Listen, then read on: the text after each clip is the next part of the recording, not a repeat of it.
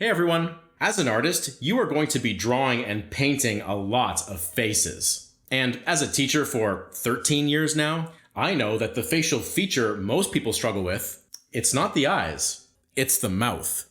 The most common issue I've found is that the lips kind of look stamped onto the face, with a lack of depth. But if you know how to avoid it, your work will instantly improve. So let's learn how to do that. And we'll start with a very basic idea, that the mouth is not just the lips. Instead, let's think of this whole area as the mouth. And the first thing to understand about that area is, it's not flat. Think of it like a mound, like a pitcher's mound in baseball. Just to clarify this concept, watch as I warp this shape, without much effort, into the form of a ball. I'm doing this just to push home the simple fact that this area is far from flat. And understanding this curvature is the first step toward good mouths. So, let's take a look at the lips. The lips can be tricky because they kinda do look flat from the front. But the second you see the lips from a different angle, it's clear that they wrap around this curvature.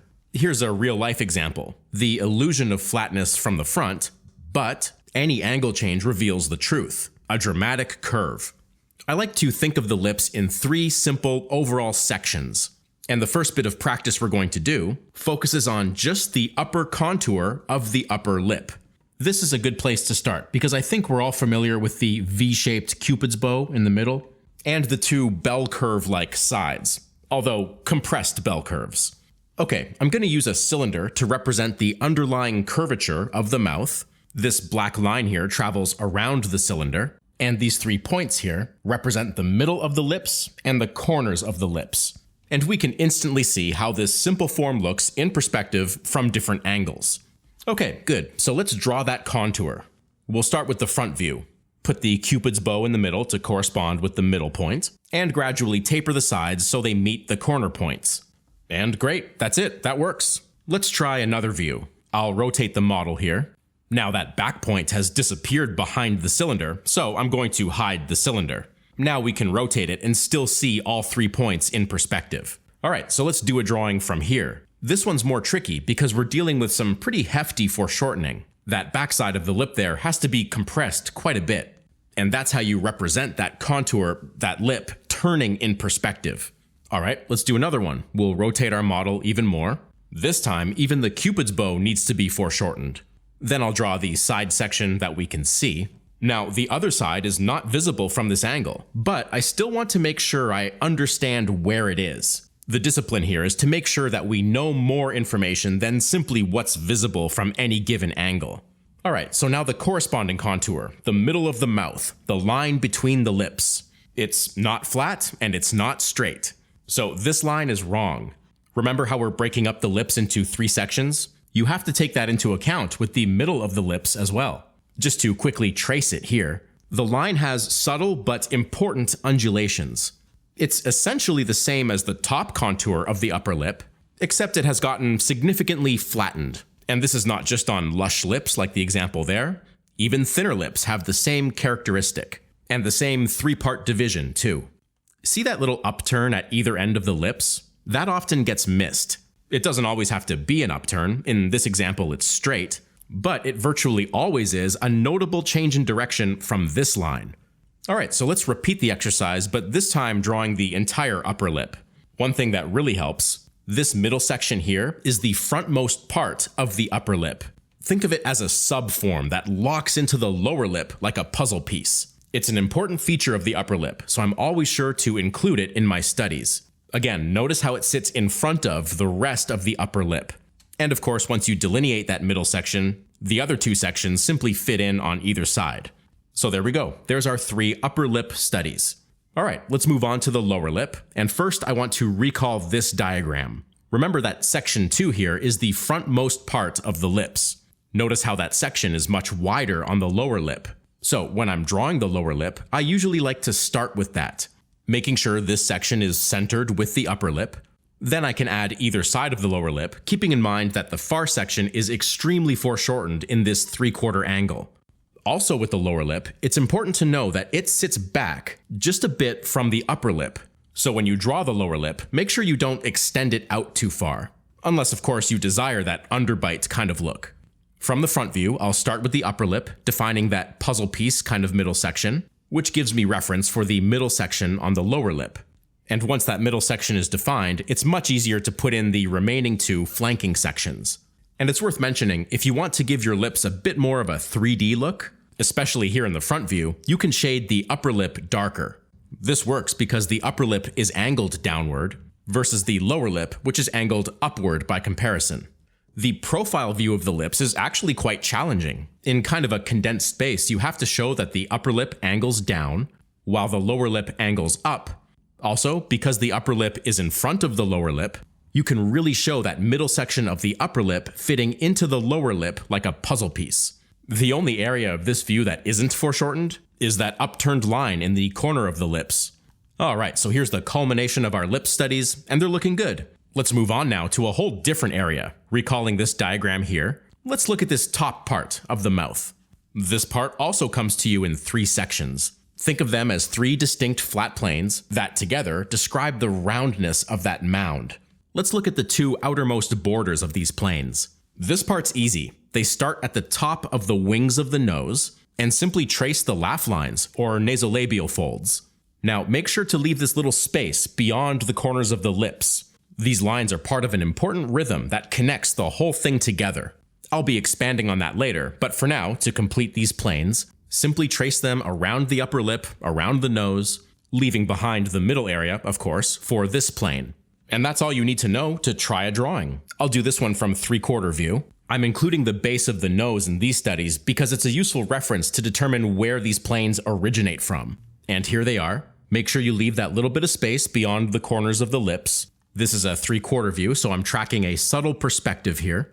And then if you want to apply some very basic values, pick a light direction and go from light to dark. In this case, planes 3 and 2 are getting light, and plane 1 is in shadow. Now, it's pretty obvious in real life that the philtrum area is not perfectly flat. There's a bit of a dip. So what we can do is divide this plane into 2 subplanes, kind of like 2A and 2B. Alright, let's try another one. More of a front view, although looking slightly up here. For this one, I'll kind of block everything in all at once, which represents the next level of advancement in these studies. You know, using all this information together in any order that's most helpful to you in placing things and progressing with the drawing. Right here, I'm putting in a little blue line that traces the curvature of the form. And the nice thing about facial hair is it grows along the form. So it's a great way of stating some fundamental information while also depicting a real thing. Now I'm just tweaking where these planes originate from. Again, they're kind of tucked in behind the upper wings of the nose. And when all the information is in the right place, we're done. Okay, so we've tackled the lips and the upper mouth.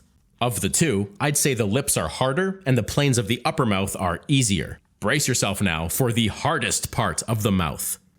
At least, it's the area people get wrong the most. I'm not quite sure why. Maybe because it kind of occupies a no man's land between the lips and the chin.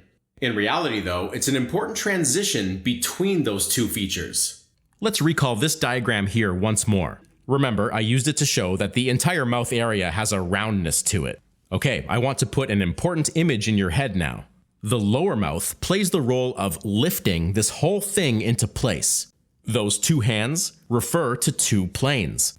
It's these 2 planes here, just above the chin area. You may have heard this area referred to as the pillars of the mouth.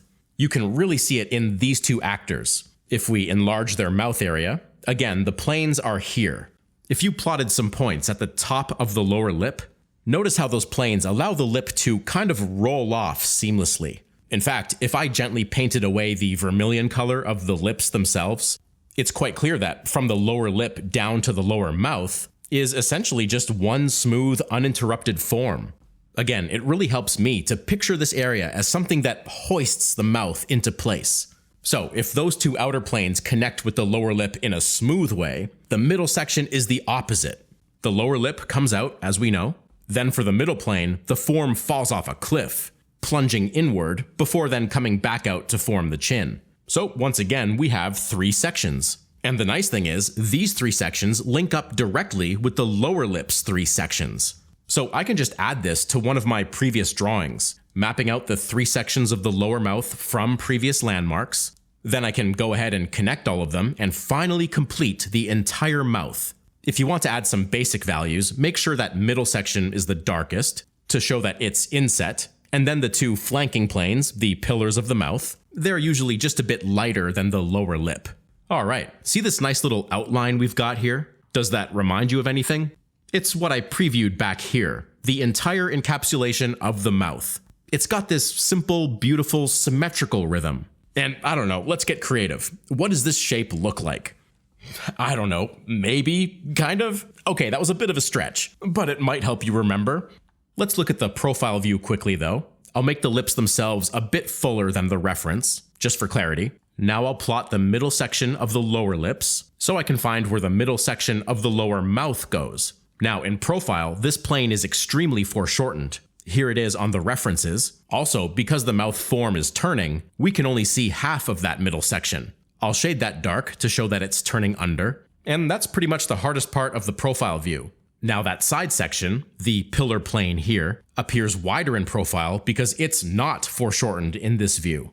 To add a touch of complexity in the shading, you can really soften the edge between these two planes here. You know, we learn these planes with hard edges, but in real life there's all kinds of softness. In an infant's mouth, there are virtually no hard edges at all. But despite the softness, we can still easily make out these planes and sections.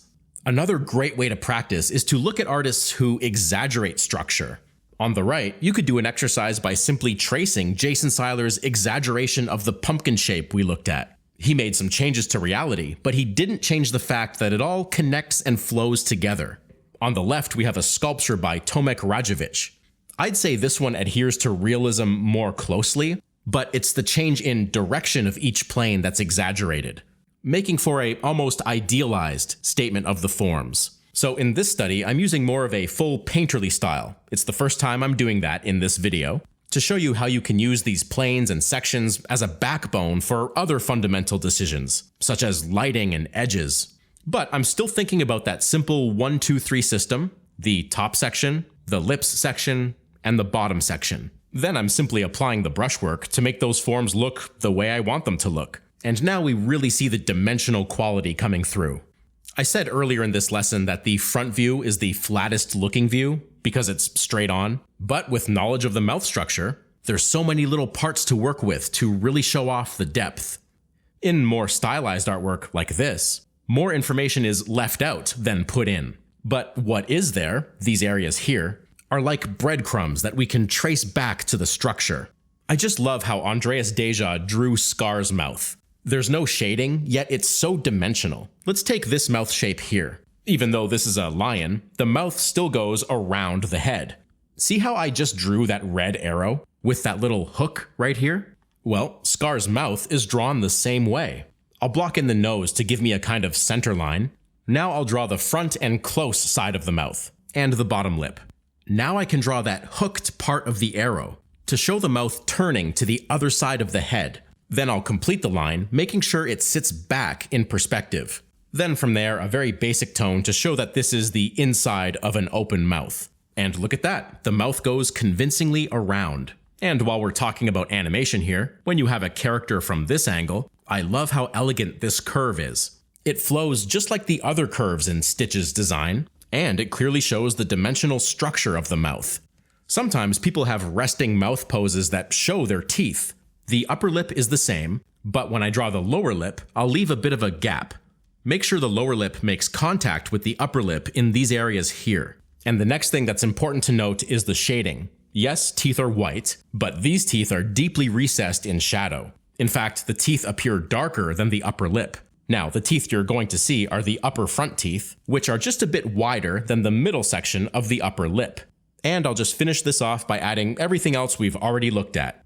When the mouth is actively moving, like talking, and the teeth are visible that way, usually the lips are stretching a bit, which causes less variety in their shape, a bit more evenly tubular. The upper and lower teeth can basically start out as two curved walls, but the critical thing to know about teeth is they have a far more aggressive curvature than even the lips. So it's really only the front 2 to 4 teeth that are flush or parallel with the lips. After that, they execute their heavy turn and retreat into the recesses of the mouth cavity. With that structure in place now, you could start thinking about each individual tooth. And you don't have to be a dental hygienist to know that there are different types of teeth in our mouths, each having its own character and recognizable shape. Now, these teeth appear much whiter because the mouth is open enough to allow light in. But even still, it's the front teeth that are the lightest. When those teeth start turning, they get dark fast as they plunge deep into shadow. So, just adding the usual other parts of the mouth here, and we are done. Thanks for watching, everyone. If you like the way I teach, I have lots of premium content at marcobucciartstore.com. Right now, I'm working on a big drawing class for experienced beginners, and it's on pre-sale right now, so go check it out. Anyway, lots more stuff to come on this channel, so I'll see you in the next video.